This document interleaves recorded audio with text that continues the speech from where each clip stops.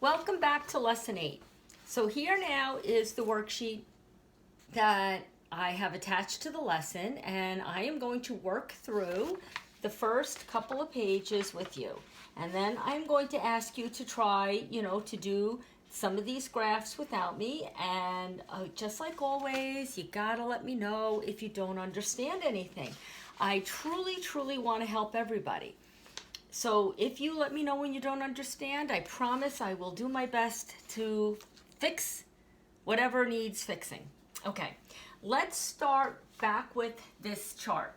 Now, I'm going to start with this chart, and we have it here on the table right here. So they put cosine on top of sine, not a problem.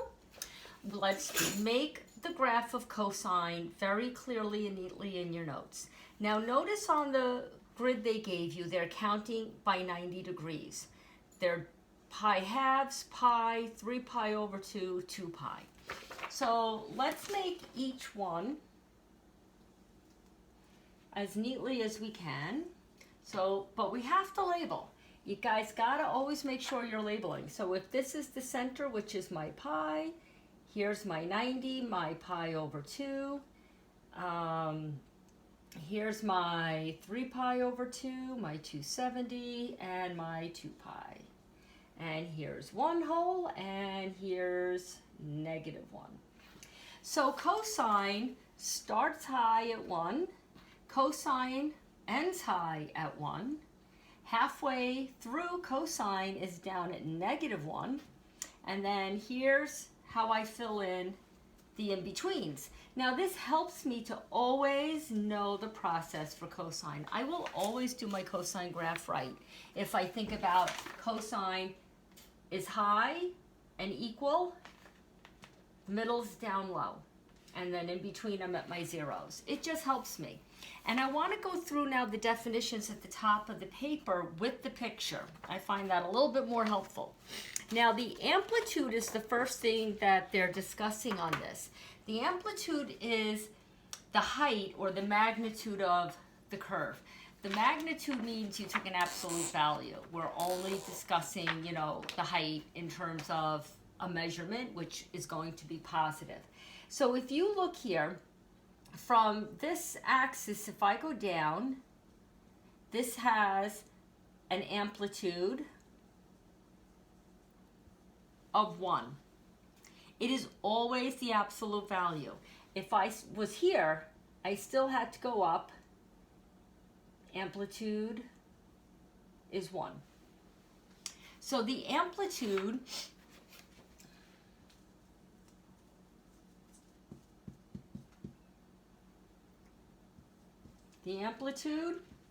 is always the absolute value of A.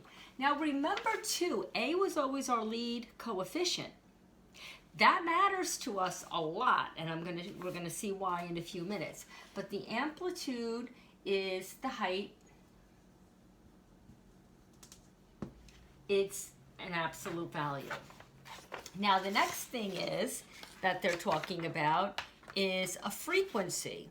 Now frequency, I'm gonna use purple on this one. Frequency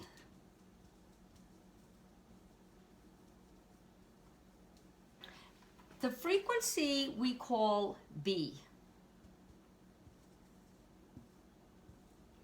And the frequency is the number of complete cycles that I can literally see, and I'm not saying this, I'm saying this is literally, like you look between 0 and 2 pi, and literally how many cycles of cosine or sine do you see?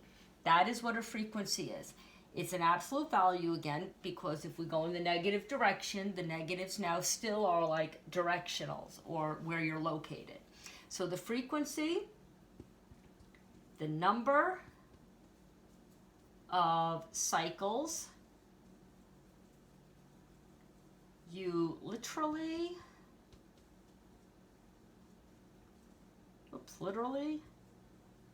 can see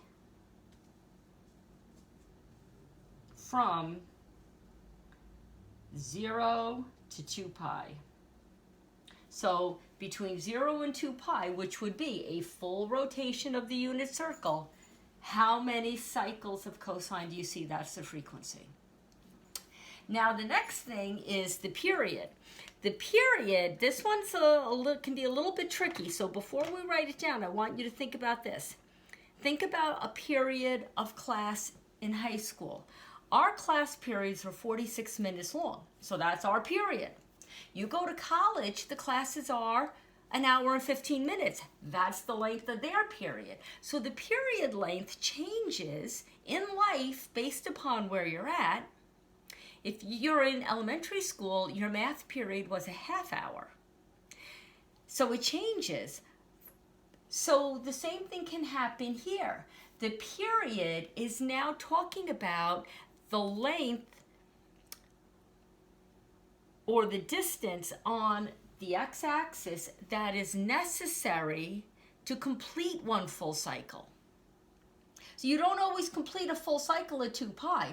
You could have completed a full cycle by 90 degrees by pi over 2. So the period is the distance, it's the length you see on the x-axis that you needed to complete a full cycle. And the period is very, very tightly connected to the frequency. So the period and the frequency, they're like hand in hand. So let's write down period. The period, this is 2 pi divided by the frequency. And again, the period is the distance needed. This isn't showing up too good. Let me get a darker marker. The distance needed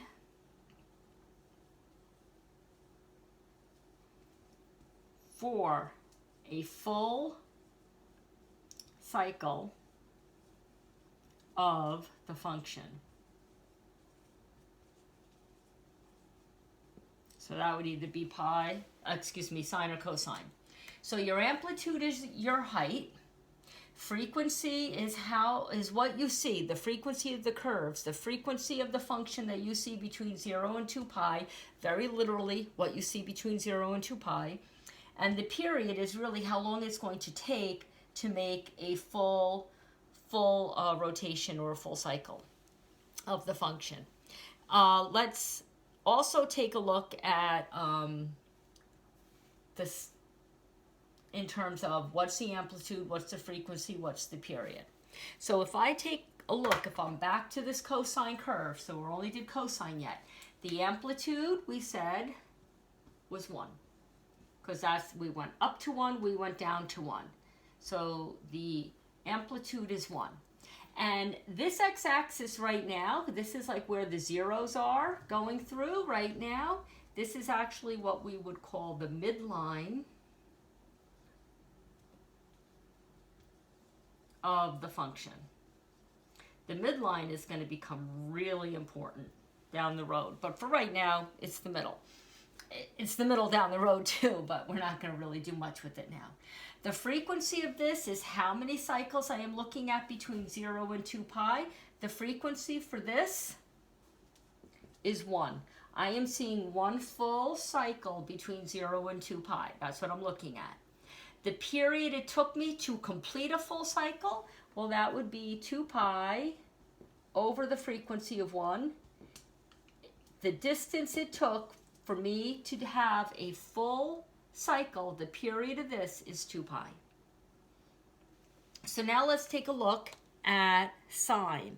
So I am going to get rid of all my red now, which I was using for cosine, and try to get rid of this neatly on the here.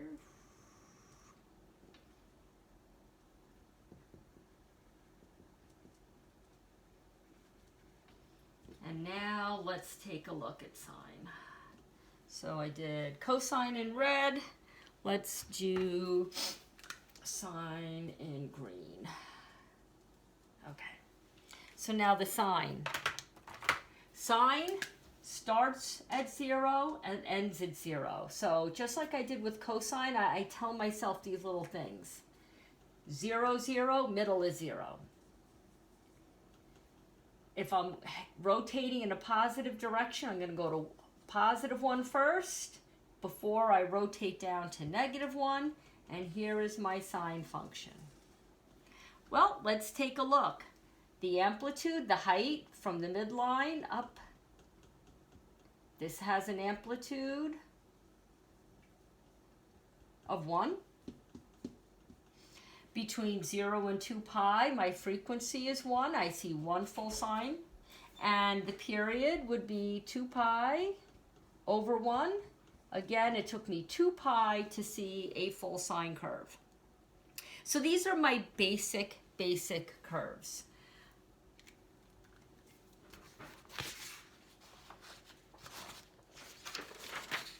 Let's take a look at exercise 2. Let's go through some of these graphs.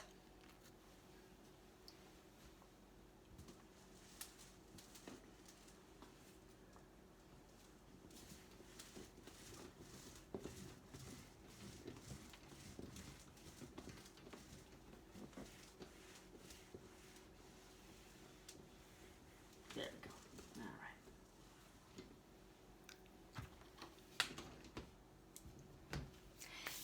And let's say we take this first one on exercise 2, y is equal to 3 cosine of x. And we have this graph that's already been nicely printed, unless you're copying it in your notes. This is y, and this is x. Now, even if I counted, like, again, from the other video, you could have said 30, 60, 90.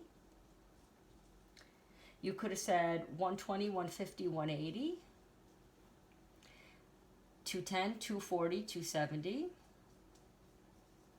and 300, 330, 360. So let's say I decided I wanted to count by 30s. I'm still only going to really highlight my quadrantals unless the problem as we get down the road tells me to give more. Now, before I go near the graph, I'm going to do, what I've always wanted you guys to do. Let's write out the important things first. At the top of the first page, you might have noticed this parent function the same way we wrote this when we did everything else. And you have an A, a B, a C, and a D. So if we go to look at that, and we have y is equal to A cosine, and we have B x plus C, and then plus D. What we're dealing with today is A, amplitude, which is the same, if you think about it, as the vertical stretch with other functions, and now it's the amplitude, it's the height of my curve. And here's my B, which is my frequency, which is how many curves I'm seeing between 0 and 2 pi, and the frequency, we had this as a horizontal shrink or stretch because it was saying, like, did we fit a lot on the horizontal? Did we shrink it up? Or did we stretch it out? So it's really the same thought. Now, this guy here, as I said, is going to come along later on, but this is my midline. So that midline, that middle, again, it's going to become pretty important. The C, we're not doing this here. You're going to do that in Math 12. The C is actually called a phase shift, and we don't call it a horizontal shift. We call it a phase shift because it's in terms of angles. So you're rotating angles. And so therefore, think about the phases of the moon. As you know, we rotate and you see the moon throughout the month, a full moon, a quarter moon, a half moon, a new moon. It's phases because of rotation. So this would be a phase shift, and you're going to do that next year in Math 12. So we're not even going to consider that right now. No need to. So I take a look at this and I go back to my notes and I say, okay, the absolute value at the beginning is 3, so my amplitude, and just because I have no room, I'm going to write it here, my amplitude equals 3. that means I better go up 1, 2, 3 at least, and 1, 2, 3 down. And my b is a 1. There's a 1 in front of that x. That means my frequency, my b, is 1. And my period then is 2 pi over 1, 2 pi. So the only thing that changed from the other graph is my amplitude. So this is cosine, which starts high. So if I have an amplitude of 3, or I have a vertical stretch of 3, 1 times 3, I'm starting at 3. 1 times 3, I'm ending at 3.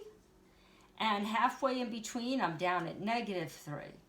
Now zeros, I times 3 by 0, I'm still getting 0 at my 90, my pi halves, and my 270, my 3 pi over 2. So look at what happened. This amplitude of 3 was a vertical stretch on my cosine. So here was the first one for exercise 2. Now if you notice, exercise 2 is all about the cosine curve. So we're going to keep going with cosine. Let's take a look at the second one on exercise 2. And the second one on exercise 2, and I'm going to get rid of this now.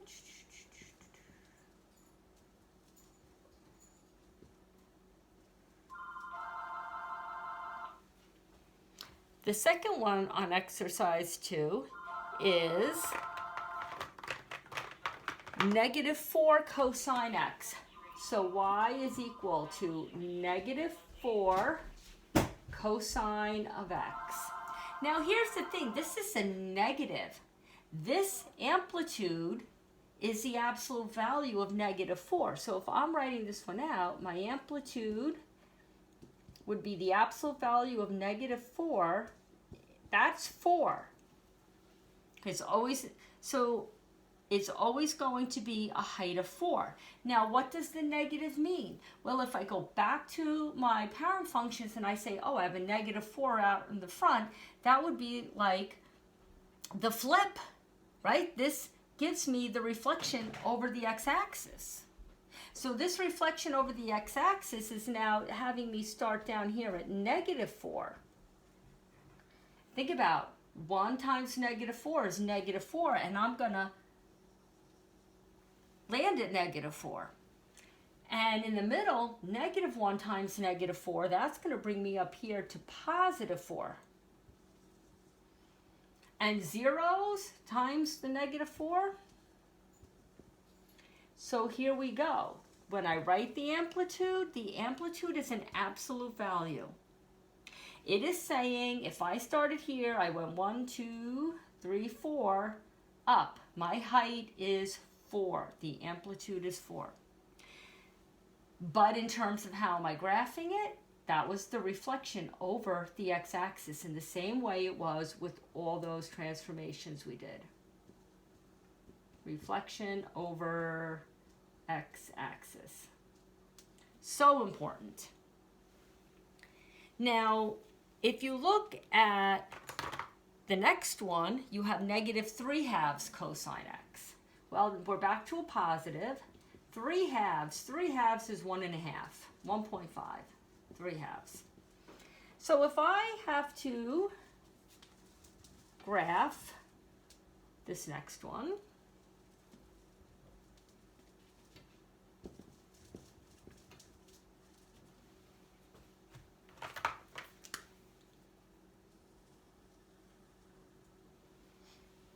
and I have 3/2 cosine of x.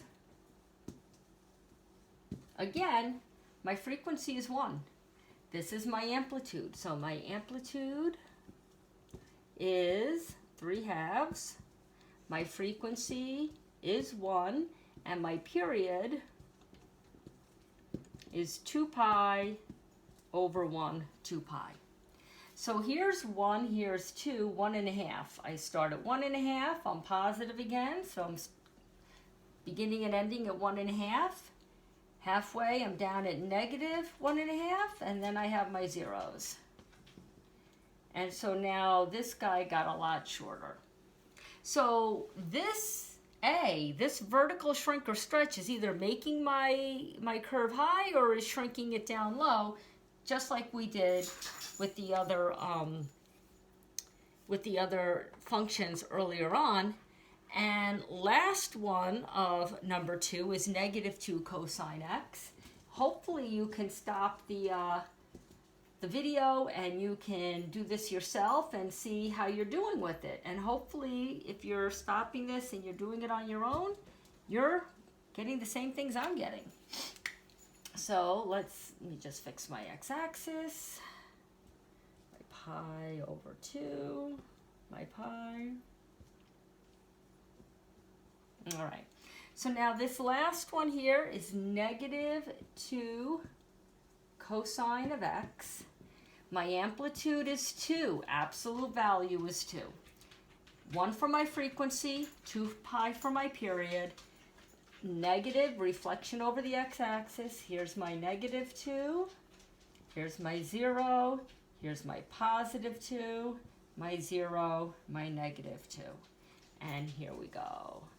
Please, whoa, missed my point. Please make sure you have these little lips on cosine. They matter. They really do matter, okay? So now we went through the cosine. I think the sine is actually going to go a whole lot faster because I didn't have to do all the setup with the transformations from the first marking period. If I just get rid of this word cosine and I write sine, we're going to have the same thing. It's the same amplitude, frequency, midline. So this is now exercise 3. And exercise 3 starts out with 2 sine of x. So y is equal to 2 sine of x. All right, well, here is my graph. Let's make a nice, neat graph. You have one, so you're ahead of me with this. And I'm going to look down, and I do see an amplitude of 4, so I'm going to go 1, 2, 3, 4. 1, 2, 3, 4. All right, so I'm going to do my 4s right away. 30, 60, 90. 120, 150, 180. This just helps me make my graph neat. I like to count it out as I go. So 210, 240, 270. And 300, 330, 360. So there, I can make my graph a whole lot neater if I just say the numbers to myself while I'm labeling. So for this guy, my amplitude is 2. My frequency is 1. And the period is 2 pi over 1, so it's 2 pi. So I take a look at this.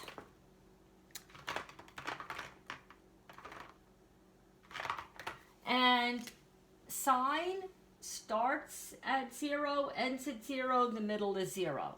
So it doesn't matter what my amplitude is. My zeros on the middle, my midline, they're not going anywhere. Now my amplitude, sine 1 times 2 brings me to 2. And -1 times 2 brings me to -2. And here is this first one, that is 2 sine of x. And to move, a little bit faster, since we've already done so many, let's take a look at y equals 4 sine of x. And y equals 4 sine of x has an amplitude of 4, a frequency of 1, and a period of 2 pi over 1. So that would be 2 pi. But now I'm multiplying my 1s by 4. Now look, look at purple and brown are still on the zeros. But now 1 times 4 is 4, -1 times 4 is -4, and look at the vertical stretch. So here in purple, this is my 4 sine of x equals y. If we take a look at the next one, it's negative 3 sine of x. Well, let's see what happens when we have y equals negative 3 sine of x. Now this again is the reflection over the x-axis. The amplitude is 3, the frequency is 1, and the period 2 pi. Please get in the habit of always labeling. You'll be so much better for it. Please do that. So now again, here's brown, purple, red, all matching. But now I reflected. So instead of going up, I'm going down to 3. And here, instead of going down, I'm going up to 3. And here is now negative 3 sine of x. And lastly is negative 1/2. So this guy is going to be pretty short. This guy's going to be pretty short. So I am just going to actually fill him in up here. Y is equal, and that one's not good. Let's get rid of him. Y is equal to negative 1/2 sine of x. So again, there's my reflection, but my amplitude is 1/2. My frequency is 1, making my period still 2 pi. So now all 4 of them are hitting the same points here. But here I'm only going up halfway, and here I'm going down halfway. This guy is going to be so hard to make because he's so close to the x-axis. And so here's my orange, and I'll just do this. Y equals negative 1/2 sine of x. So hopefully this was helpful to you. Hopefully you were able to follow along. I am going to ask you to do, if you can, some of these on your own. The only thing that I did not do yet were the ones like on exercise 4 that had a number here that actually had a frequency that wasn't 1. So I don't want you to do those today. Today I just want you to do the problems that have an amplitude out front. So we did the first page, and we did all of the second page and all of the third page. I do not want you to do this 4th page. And I will tell you which homework problems to do. And tomorrow we'll pick up on talking about what happens when the frequency changes. We don't want to do too much at one day. All right, good luck, and let me know if there are any questions. Have a good day.